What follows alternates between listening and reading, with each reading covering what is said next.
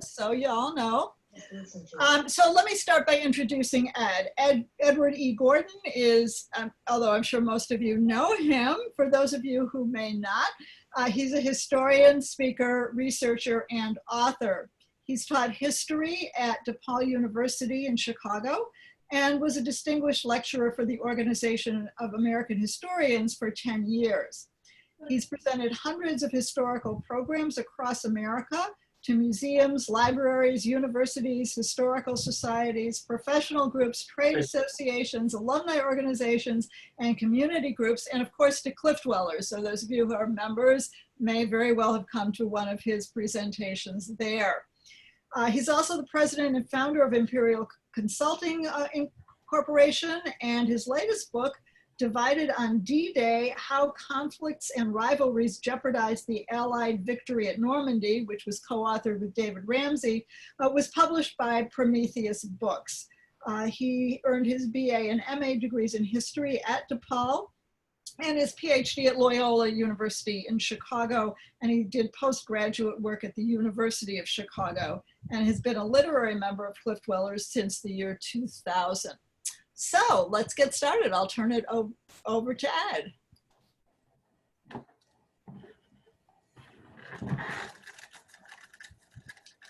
I love that. Ed? All right. Here we go. That should do it. Did it? I did. All right. It's not working. Why is Did you do? I hit it. It's not. Do share screen. We can hear you now. There we go. All right. Thank you very much. There we go. Well, good evening, ladies and gentlemen, friends, fellow cliff dwellers. Tonight we're going to take a look at explaining Hitler and the Third Reich, the uses of propaganda. How did an intelligent and well-educated nation like Germany follow a demagogue like Adolf Hitler and the criminals that worked with him into the utter destruction of Germany at the end of the war? Why did they allow him to continue to drag them down to utter destruction? And how was propaganda used as a tool by the Germans, by the Nazis to do this? This is what we're going to examine tonight. So how did he do it, and why did the Germans support him? First, I want to make this very clear to everyone in our audience this evening. This was a criminal regime. Adolf Hitler was an unhinged, brilliant politician with a criminal mind. This presentation in no way wishes to glorify Adolf Hitler, the Nazi regime, or the destructive philosophy that he represents. So we'll take a look at his early years and the various mediums that they used in successful propagandizing the Germans and much of the world to buy into his message. The final days, we'll analyze Hitler as a flawed messiah, and we'll study some of the lessons of history that I think we can draw from this. Well, here he is, Heil Schicklgruber. Well, that was his real name. If his grandparents hadn't changed the name to Hitler, I don't necessarily know he would have done too well in politics, since Schicklgruber is a very ponderous name to announce, to have millions of people shouting it at any one time. This is his baby picture, and here are his parents. A stern father that beat him regularly, and a very loving mother who spoiled him. Adolf was not a very good student. In fact, Adolf was a very poor student. And in his teenage years, he decided he left school and he wanted to go to Vienna and study art. Well, he did. He went to Vienna and he took the entrance examination to the Vienna Art Academy, and he failed it twice. He couldn't believe this. He stayed in Vienna and he became a bum, basically. He did draw. In fact, he had several thousand drawings. You're looking at one of them. In fact, this drawing was recently sold for $150,000 to a party in the Middle East. But he exhibited a pathetic inability to succeed as an art student, and he was habitually hostile to regular employment. Well, here he is in World War I in a Bavarian regiment, but he was so ineffectual at everything except being a messenger that the officers, when they needed to promote more in officers, did not promote him because they thought he lacked leadership skills. After the war, the surrender in 1918, was social unrest across Germany. The Treaty of Versailles put ruinous war indemnities upon the Germans. The Rhineland was occupied, their industrial heartland. And then tremendous inflation occurred. In 1970, it was 2 marks to the dollar. In 1919, 10 marks to the dollar. In 1922, 100 marks to the dollar. And by December of 1923, it was 1 trillion marks to the dollar. Well, here's a graph, and that sort of shows you what happened, but maybe this is a better representation. Here are some kids playing with packs of marks as building blocks. People would take wheelbarrows to buy a loaf of bread. And here's a stamp that is a 50 billion mark stamp. Don't try to cash it in Germany today. I don't think it's going to do you much good. The unemployment rate in the 20s, particularly at the end of the 20s, when the Great Depression hit, rose mightily in Germany to over 30%. Once the Nazis took over, you see what happened. Of course, most of that was labor, war labor to prepare the German war machine and induction into the German army. But here is Adolf, profiting from the unemployment of 30%. He joined the National Socialist Party first as a police spy, and then he took it over. His features were very simple. He profited from the cataclysmic effects on the German economy, and his central theme was vicious anti-Semitism.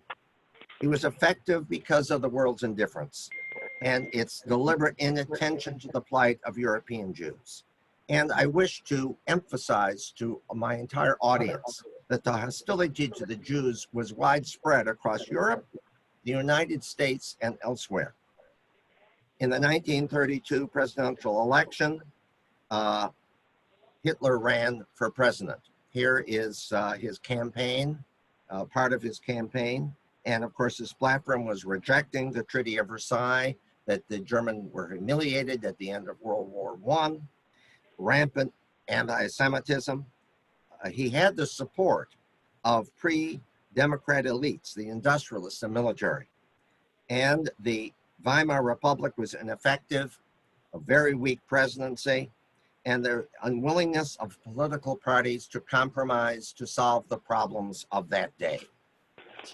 Well, Hitler lost the election. You can see on this graph, in 1932, he got only 33% of the vote. In fact, you can see that Hitler really never, the Nazi Party never really won a majority of the German people electing them into power. However, in 1933, the situation became so bad with warring factions, starting riots in German cities, ruinous inflation, that President Hindenburg, the war hero of the First World War, appointed Hitler chancellor. The other members in Hitler's cabinet, who were traditional politicians, thought that they could use him to bring order and they could control him with the other elites. Here is the parade on January 30th, 1933, when the brown shirts marched through the Brandenburg Gate, celebrating the great victory of the Nazis. The bully boys, 4 million brown shirts, were now in control of Germany. In March of 1933, Adolf Hitler states, and I quote, "I am absolutely certain in 500 to 600 years, the name of Adolf Hitler will be universally glorified as the name of the man who once and for all eradicated the global pestilence of world Jewry. In March of 1933, Hitler, with a stacked Reichstag, where the other members were humiliated and bullied by the SS, and I should say the SA, the brown shirts, passed the Enabling Act, which gave Hitler emergency powers. The Reichstag passed these pseudo-legal measures, so the brown shirts and Gestapo became in control to intimidate and control the German people and to arrest people and put them into so-called protective custody. On March 13th, 1933, President Hindenburg signed a decree appointing Joseph Goebbels, the Reich Minister of Propaganda. Goebbels announced his mission. It was simple. Quote, "I will work on the people until they accept our influence. Resistance is futile." Hindenburg died the following year on August the 2nd, 1934. Hitler immediately moved to combine the office of President and Chancellor to become the Führer, the leader. The army now swore an oath of allegiance not to the German state, but to Adolf Hitler.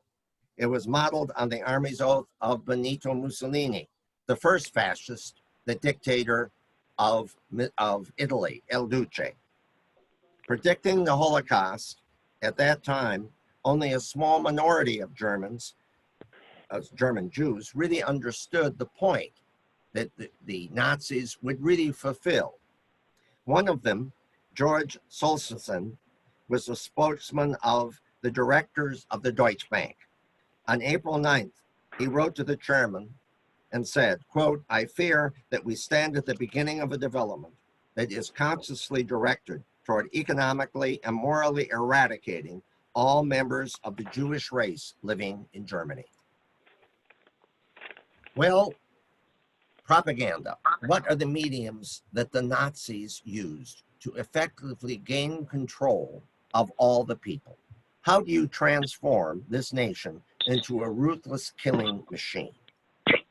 Well, welcome to 12 years of lies. Here is the master, Joseph Goebbels. A relentless, multifaceted campaign to undermine truth and morality began at that time that was relentless and continued to the day that Hitler shot himself in the bunker. We will examine some of these issues. Here's Hitler's basic philosophy, and it was quite effective. First, let's look at Nazi pageantry. The Nuremberg rallies were huge. They had started in the 20s, but they really came to a huge scale from 1933 to 1938. They were used to project to the German nation the total power of Adolf Hitler, the Nazi Party, and his rebuilding Germany to dominate Europe. They were held in 1933 in the Zeppelin field. This is the Zeppelin of the Hindenburg, the Hindenburg fame that blew up later in the 1930s. The Graf Zeppelin in Hindenburg had regular service to South America and the United States. 500,000 people attended the 1933 Zeppelin Field Rally. 7 square miles of field were filled with Nazi fanatics. The following year, in 1934, the mass spectacle was used to promote the Führer cult, which we will examine tonight in some detail. Well rehearsed, the film Triumph of the Will, produced by Leni Riefenstahl, showed its scope. We'll also look at that. The idea was to brainwash the masses. The French ambassador commented on the 8 days of Munich, how he even felt its magical spell. Quote, "It was amazing, indescribable atmosphere, unique intoxication, a kind of holy madness." The Nazi pageantry, Hitler was the master of ceremonies. He addressed his men. "Hire my men." 100,000 voices answered, "Hire my Führer." On the 5th night, 130 spotlights marked the Führer's arrival in this cathedral of light. He always arrived late in order to increase the excitement. And now Hitler, the high priest of the new Nazi religion, developed by him and Goebbels and his chief henchman, developing the mass hypnosis that he would enthrall the people into seeing him as invincible until well into the war, turning Hitler into a demigod for the masses. Nuremberg showed the new might of the German nation and its military power. And now the message and the messenger. At his high altar, Hitler projected his powerful and variable voice. He spoke from notes. He did no extemporaneous speaking. Hitler wrote all his own speeches and he practiced them ruthlessly until he got them down. Hitler carefully choreographed his speeches into 6 distinct parts. The first 10 minutes, he began slowly, calmly, in order to judge the audience's reaction. Then he began making dramatic gestures. Thirdly, he worked himself into a frenzy.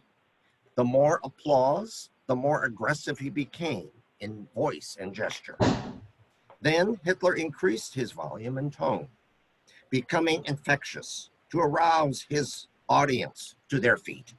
Finally, Hitler raised his powerful climactic crescendo to carry away his audience with him in triumph.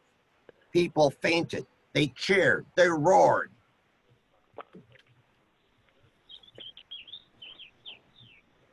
Hitler told the German people, quote, "Once in the days of yore, you heard the voice of a man, and it touched your hearts. It awakened, and you followed it. When we meet here, we are suffused with wonder at our coming together. Now, not all of you can see me, and I cannot see all of you, but I can feel you, and you can feel me." Goebbels said that Hitler had a great oratorical voice, and he exercised a mysterious magic over everyone. Well, what was the source of this magic? Well, Hitler was a great speaker, no doubt, but he was also a great actor. He used his hands and powerful voice to gain and keep the audience's attention. He adopted and adapted careful choreographic speed to the audience expectations. He could persuasively express agitation, moral outrage, sympathy, emotion, fidelity, condolences, even respect. He also used his hypnotic eyes to dominate and control. This was particularly true in his one-to-one negotiations with foreign diplomats. Hitler was the evangelist of an evil gospel of hate. Well, now let's examine some of the propaganda tools that the Nazis used to gain this total control. Well, here's Leni. She, of course, was at that point, breakthrough photographer and film director. The Germans produced 1,000 films during the Third Reich. They produced historical epics. They even took German infantry and armored divisions away from the front to make these crazy movies because they wanted control. And the Nazis used these new war newsreels like we did at the end of Pictures in the United States. Her greatest piece was The Triumph of the Will.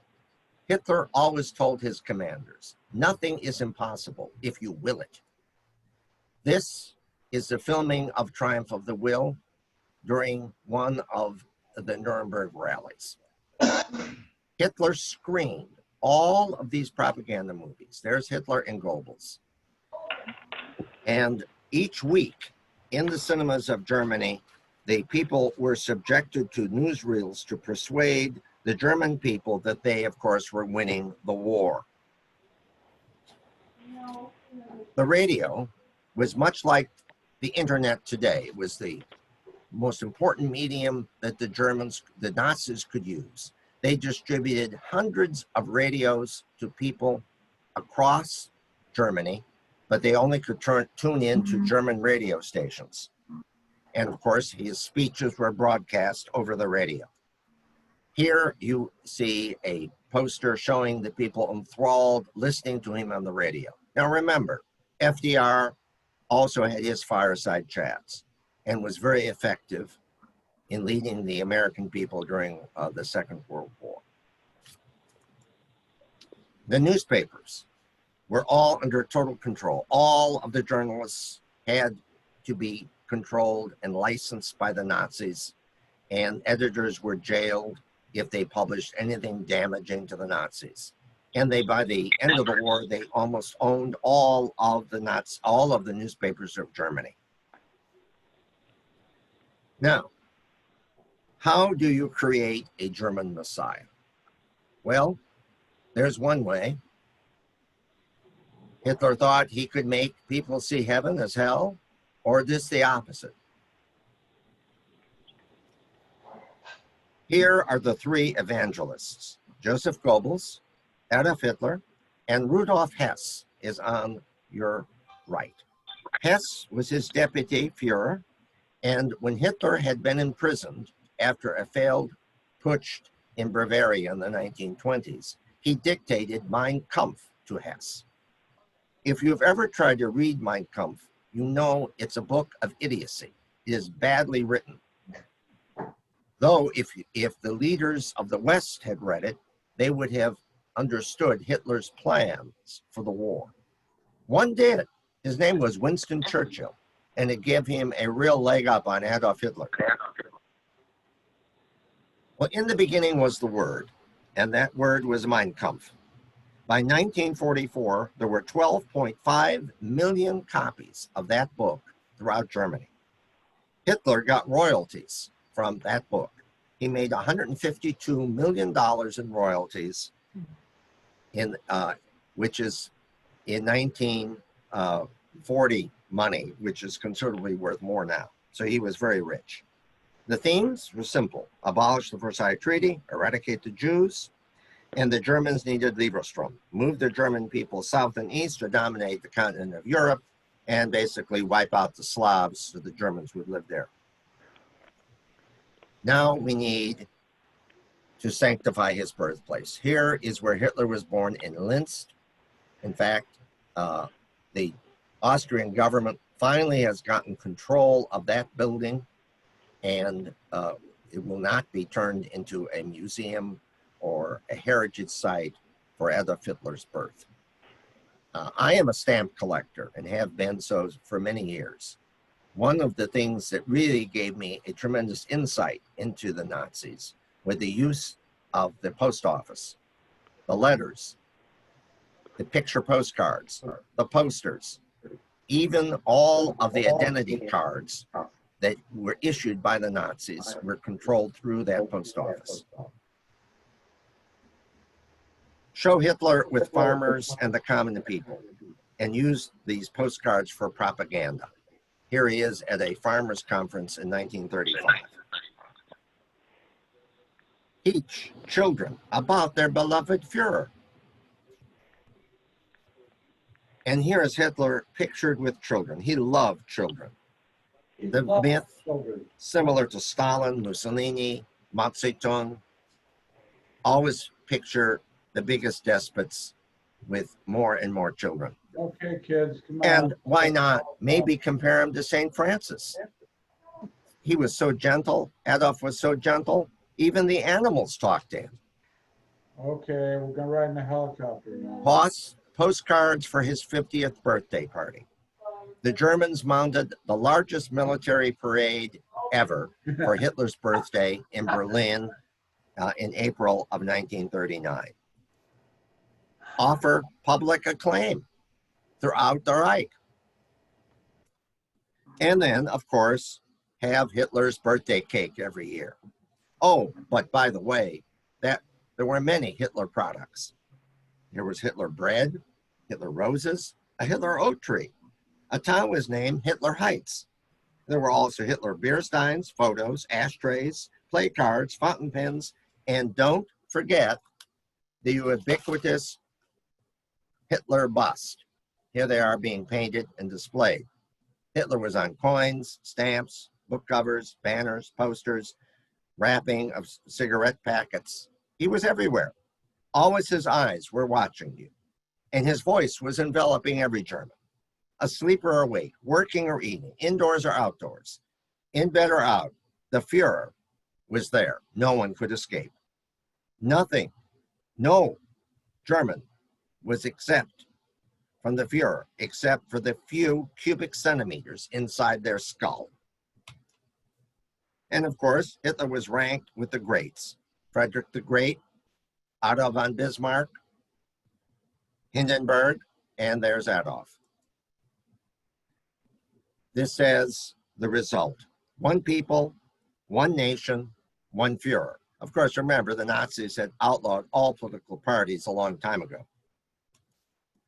By 1939, at Hitler's 50th birthday party, the worship cult was riding high.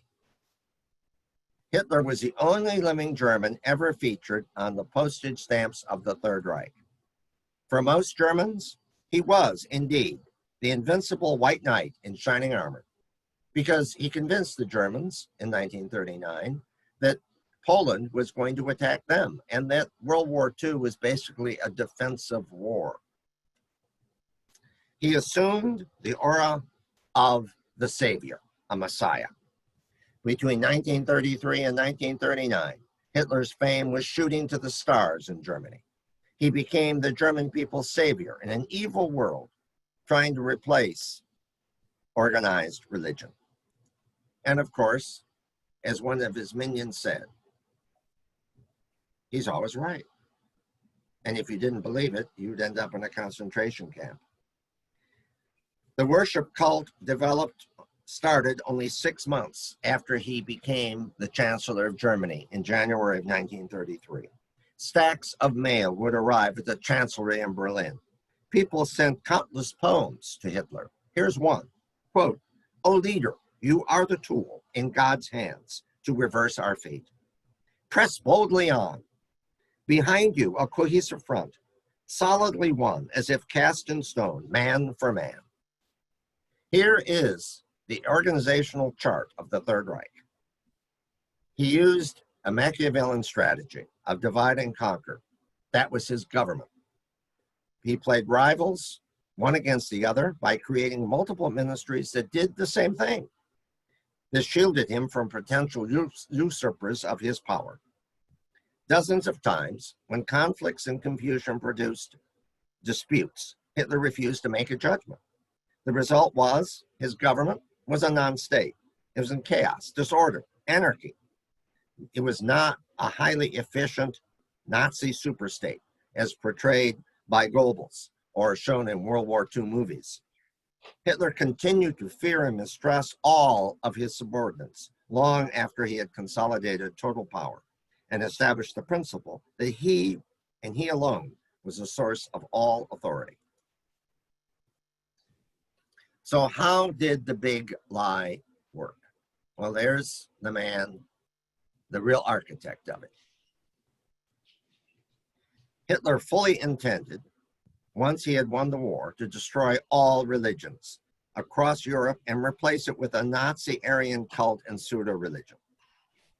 His cult called people to make a comfortable pact with the devil. Lutheran pastor Martin Niemöller observed, "First they came for the communists, but I was not a communist, so I did not speak out. Then they came for the socialists and trade unionists, but I was neither, so I did not speak out. Then they came for the Jews, but I am not a Jew, so I did not speak out. And when they came for me, there was no one left to speak for me." This is the clergy barracks at Dachau. 7,000 Catholic priests were murdered at Dachau. No one was exempt from the power of the Nazi state. The Nazi propaganda extravaganza was the Olympic Games of 1936.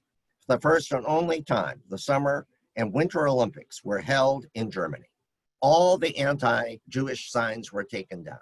All of it was expunged for the Nazi press for the duration of the Olympics to impress the world on the greatness of Adolf Hitler and the miracle that he had turned Germany around. Hitler built an 80,000-seat Olympic Stadium in Berlin. It survived the war. It's one of the few structures in Berlin that was not destroyed. He planned a 400,000-seat stadium that was never built. It would have had 3 times the volume of the Great Pyramid of Egypt.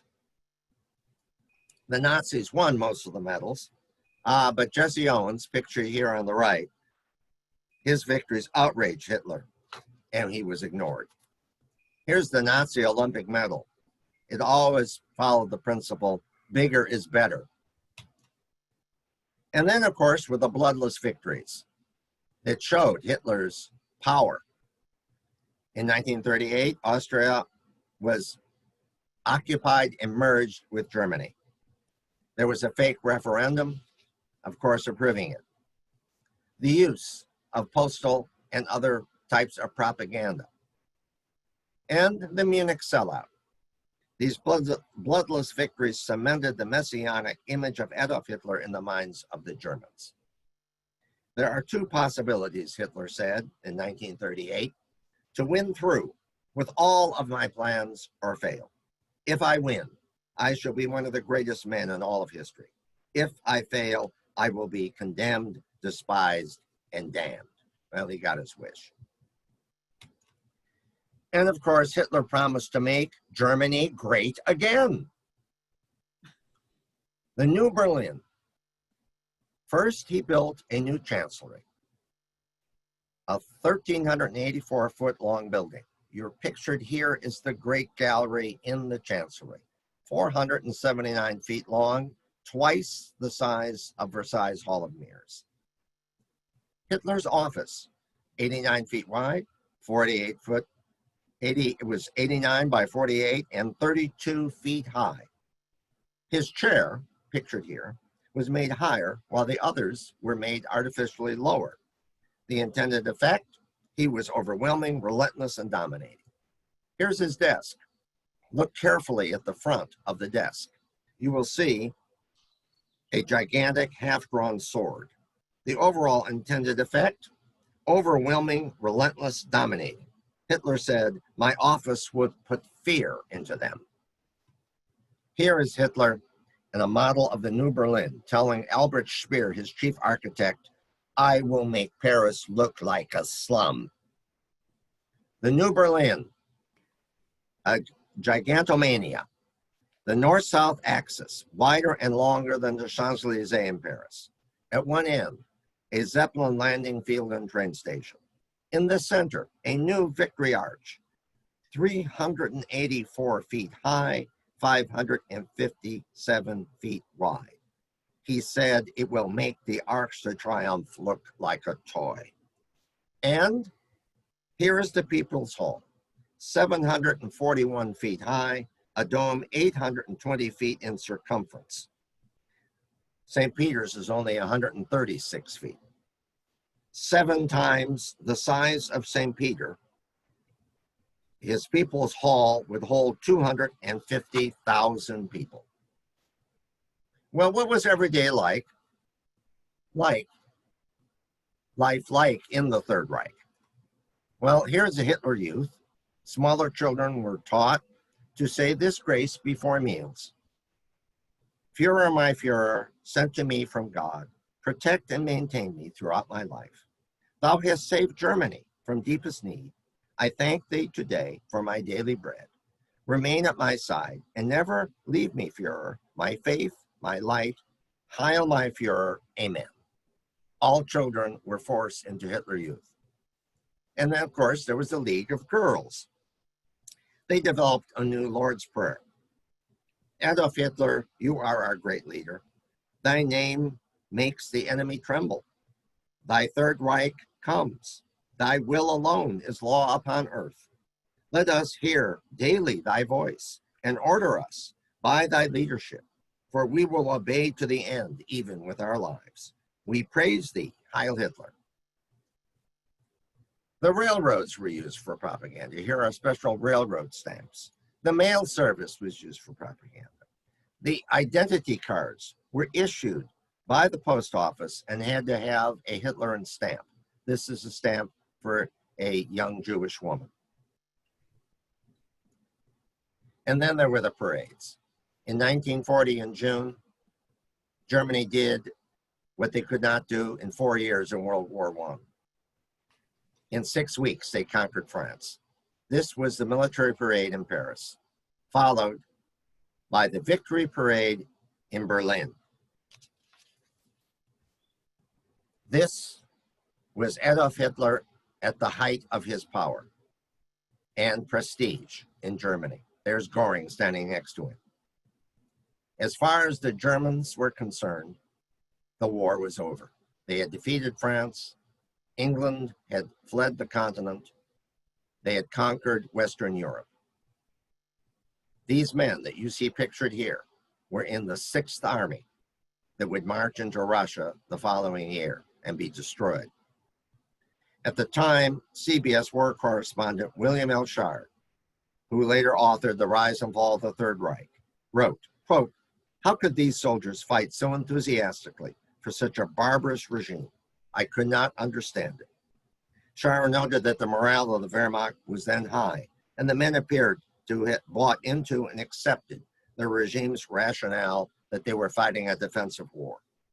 Shard decided it helped to explain what he regarded as one of the great puzzles of the day. Quote, "These soldiers came from a country that had ruthlessly stamped out human freedom, savagely turned on its opponents, persecuted its Jews, whom it was planning to exterminate."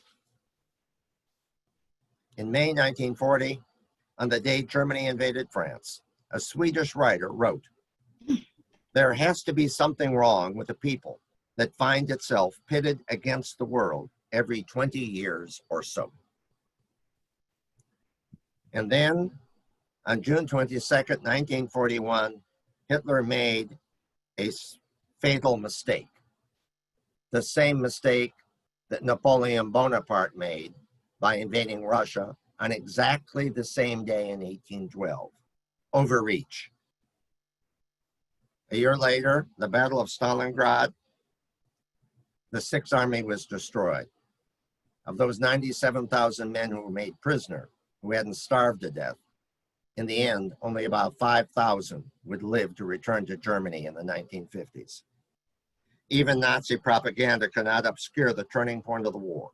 Hitler's popularity began to decline, but many Germans still believed that the Fuhrer would still win the war in the bitter end with its wonder weapons.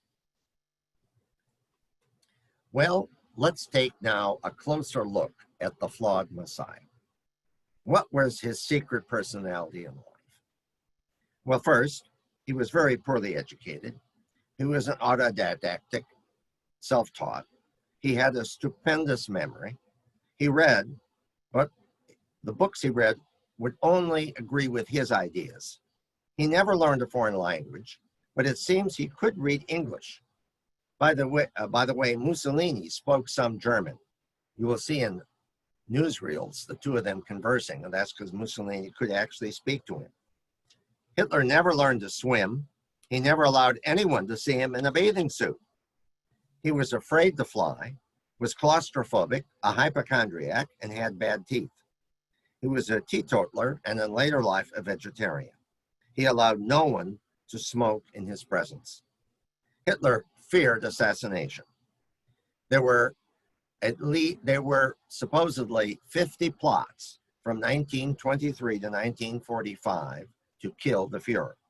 In fact, today, July 20th, 1944, 76 years ago, was the attempt to blow Hitler up in his headquarters in East Prussia that failed. He talked people to death until late in the night. He refused to dance. He was lazy. He never kept regular office hours. He never worked to the desk. He was unpredictable. He saw no value in rules or punctuality. In fact, that's one of the reasons why he survived, because many of the plots he threw off by changing his schedule. Hitler loved to take spur-of-the-moment road trips, but he couldn't drive a car. He rarely left Germany. Hitler was incapable of concentrated work, but sometimes he worked through the night. He dictated his speeches to his secretaries, and he loved movies. What were his two favorite movies? Gone with the Wind and King Kong. That says something. Hitler was self-delusional. Quote, I believe my life is the greatest novel in human history. Or maybe it was a horror story. Except for Joseph Goebbels, who had a PhD in literature, and Albert Speer, his professional architect, he surrounded himself with men of inferior intelligence that he frequently ridiculed beyond their back.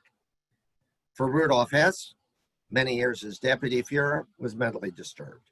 Heinrich Himmler, the head of the SS and the concentration camps, was a neurotic hypochondriac. Martin Bormann, the influential party secretary, was an alcoholic. Hermann Göring, the head of the Luftwaffe, was addicted to morphine. During most of the war, he was in a near comatose state of narcotic stupor. Hitler could never open himself up to another person. He had no friends. His closest associates of many years never really knew him. In fact, he lied to them all. In fact, he said the closer they were to him, the more he lied to them. Mistrust was the hallmark of his government. He set the tone for his society. An anonymous official observed, quote, the Third Reich is a system wherein no one trusts anyone else, unquote. One of the consequences was governmental confusion, again undermining the myth of German efficiency. The bottom line analysis of Adolf Hitler? Well, that line between genius and insanity can be very fine. Thus, we deal with a man who was so deeply divided. He often appeared torn between opposing qualities, omnipotent and vulnerable, sophisticated and savage, creative and destructive, pragmatic and fanatical, brave yet cowardly, lethargic yet industrious, rigid but malleable, pathetic and masterful, cruel and kind. Throughout Hitler's life, he could be completely rational, but the next moment slip into irrational behavior that showed evidence of paranoid schizophrenia with overlaying megalomaniac tendencies. Hitler was an evil genius who was often very mentally disordered. He suffered from a borderline personality mental disorder. But what of the average German? What lessons of history can we learn explaining why the Germans didn't protest and stop his madness when it was clear of who and what he was and what he wanted to do? Well, the answer is you can see from the propaganda. Basically, they bought into the myth of his message and were sold on it through the media, which daily spouted off Nazi propaganda. Their answer: how could we foretell what the Nazis would end up with this horror? When they first came to power, they embarked on a program that was excellent for Germany. New roads, modern buildings, machines, jobs for everyone. It seemed rational and good at the beginning. When we realized that Hitler was turning to war, it was already too late. Though, of course, at first, we applauded his great victories. And by then, he had also claimed our children. By Stalingrad, they had Nazified the schools. A parent would be denounced by his own child if he spoke out against the Nazis. Little by little, we were overwhelmed, and in the end, it was too late. An intelligent and cultured nation was seduced by attractive lies from the media. He who sups with the devil must use a long spoon. His legacy? Hitler produced nothing. His goals were wrong and destructive of humanity. Hitler wanted to destroy the system of old Europe. By 1945, that Europe had been destroyed. If you seek Hitler's monuments, just look around. Europe was in ruins by 1945. Between 33 and 44, the Third Reich committed many crimes and made a mockery of the mock legality of the Nazi regime, a twisted sense of law. This paralleled the most debased days of Stalin's Soviet Union, Mao Tse's Communist China, today's fascist China, and fascist Russia. A bizarre governing class of criminals across Germany, spreading racial and nationalistic hatred and drenching Germany in blood. Could the Germans have won if they had not invaded Russia or invaded earlier, or if Churchill had failed to rally? Yes, but in the end, the Nazi regime, the twisted regime, would have fallen. 75 years later, people were being, or years ago now, people were being murdered at the rate of 100,000 a day because of the thinking of one man on the borderline of rationality. What has happened is still occurring today in countries around the world. If there is no purpose to studying history, unless the lessons of past influences are present, conduct as a nation. Now, here are some principles that I have gotten from a book from a professor at Yale, a member of the Committee of Conscience to the U.S. Holocaust Museum. First, stand up for what you believe in. The silent majority can be easily sidetracked by failure to practice civic engagement. Alexis de Tocqueville, in his famous book, Democracy in America, concluded that the chief difference between Europe and America was that community action was an essential cultural trait that made America different. When we had problems in our communities, we organized to do something about them. Let's not forget that American trait. It's more important today than ever. Keep an open mind. Learn. Challenge your own prejudices.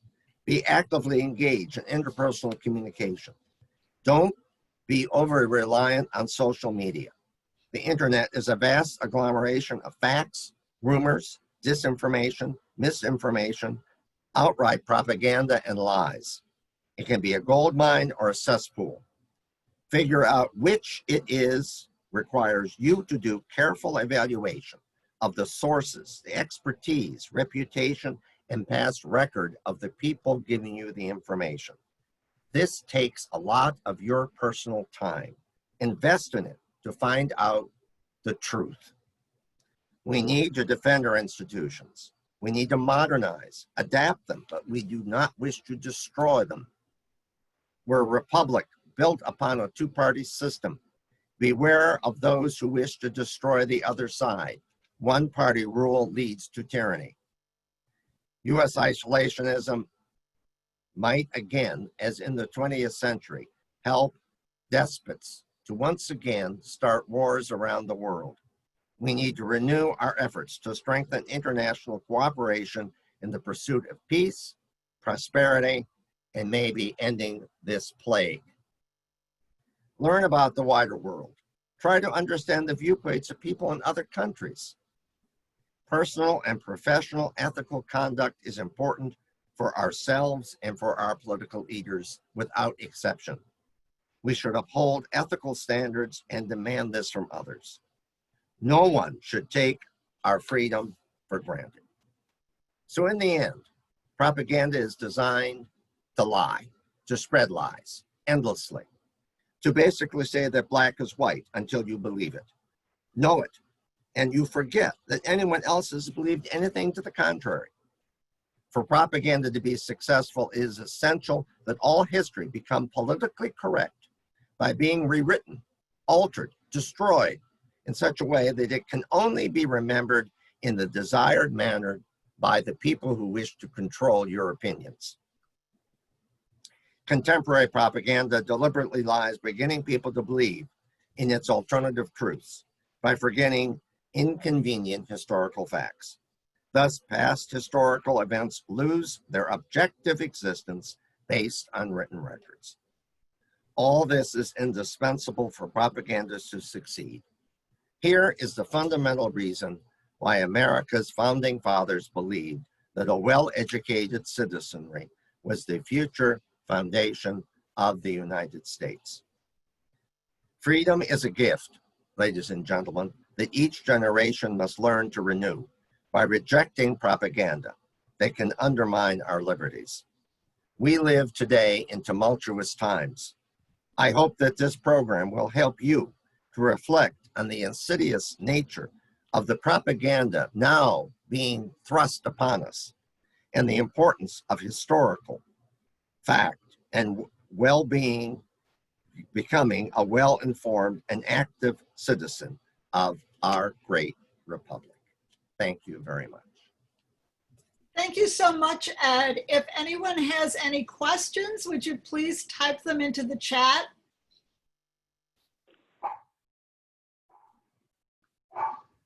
Nobody has any questions?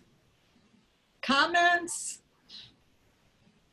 Nicely done, Ed. Thank you. Yeah, as Excellent. always, Thank you. Very good. as Excellent. always.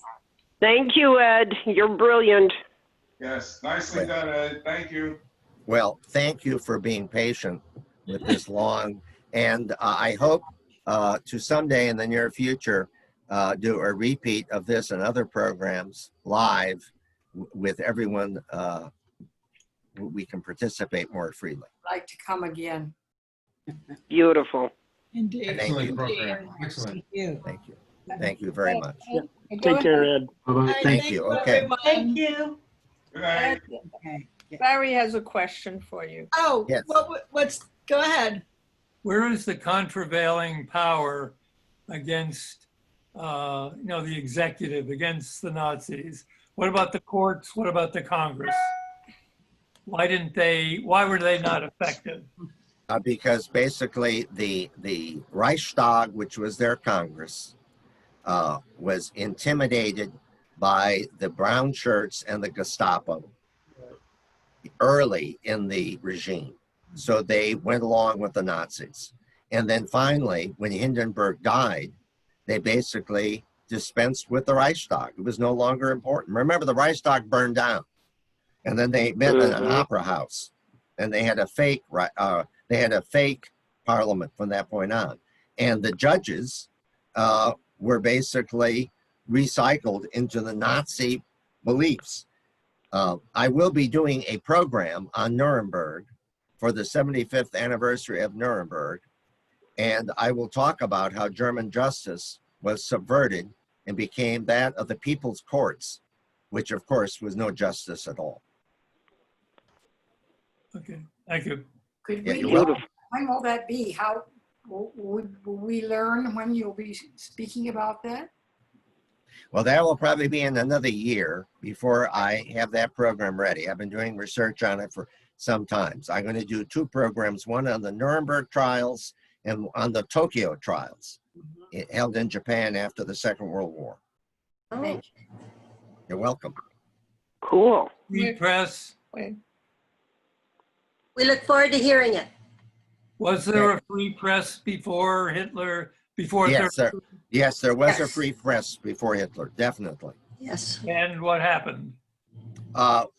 Well, as you saw, after he had powers, total power, he then licensed all of the journalists. And the journalists that did not agree with him either stopped or they were put in camps and killed. And same thing with the editors. Or they fled the country. Or they went along with the Nazis. That's what happened. How could Hitler have been stopped in the 33? He should never have been appointed Chancellor of Germany. He had too strong a private army that could be used to topple the government that he did once Hindenburg died. The army was only 100,000 men. He had 4 million brown shirts. Okay. Yes, 4 What do you million. Go ahead. what do you say to people nowadays that draw comparisons between both people, both on the left and right? Because I've heard both ways. They draw comparisons between us and pre-Nazi and Nazi Germany. Well, if you study American history, there have been many time periods during periods of economic stress like we have today. And with the COVID, we're seeing now even more evidence of popular demonstrations and violence, where the power of the government was challenged. In the 1930s, FDR rose to that challenge, and the populists of that day who proposed Huey Long, Share the Wealth, Jim Thompson, and many others proposed schemes to turn America into dictatorships. And he defeated that. In the end, of course, the Second World War brought back employment and the economy, something that would have probably even taken longer if the war had not occurred. I'm not saying the war was a good thing. 400,000 Americans died in the Second World War, but it certainly saved the economy.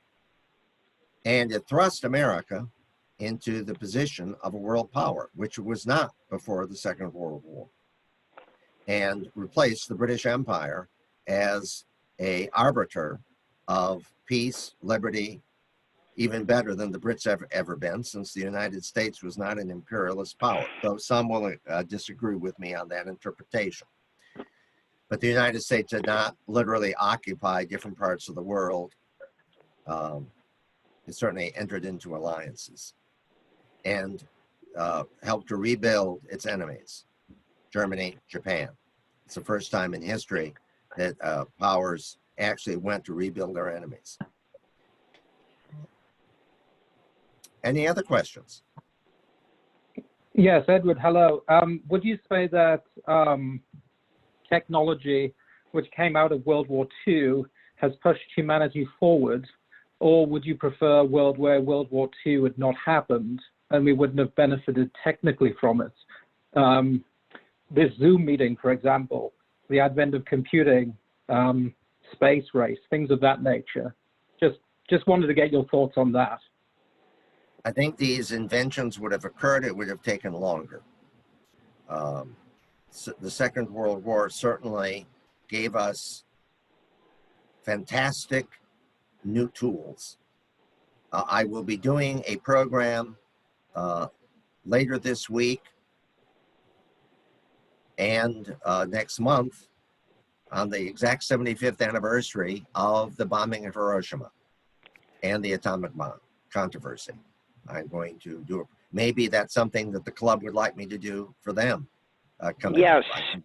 I could easily do that. Well, you'll have to talk to the powers to be. I'd be happy to do it. So technology is a tool. It can be used for good or it can be used for evil. The Germans Hitler demonstrated that. Many of the tools that Germany helped to invent during the war that was used for evil purposes, the jet engine is a good example of it. The rockets, the Germans were well ahead of us in rocketry, can be used for good or for bad. So do I think the Second World War, look, 50 million people died in the Second World War. I have a tremendous respect for life. I am anti-war. I know a great deal about military history, but also, as many of you know, I wrote a history of literacy with my wife of the United States, and I deal in workforce development, retraining workers. That's what I do full time. Though I love history, many parts of history, not just the Second World War. So I do think the Second World War spurred, particularly aviation, computers, rocketry, etc. I think these would have continued, or would have been developed, it would have taken more time. And since the end of the Second World War, of course, the United States has been faced with many subversive forces with our allies around the world to try to keep peace and to prevent another world conflict, which I hope sincerely that we do. Other questions?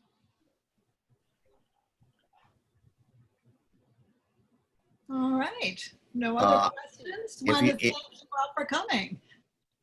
And I also would like to remind you that the Cliff Dwellers Club has reopened on a limited basis. I am a member, co-chair of the 21st Century Fund for the Cliff Dwellers. We have raised now over $200,000 for the Cliff Dwellers. Some of that money is being used now to keep our club functioning.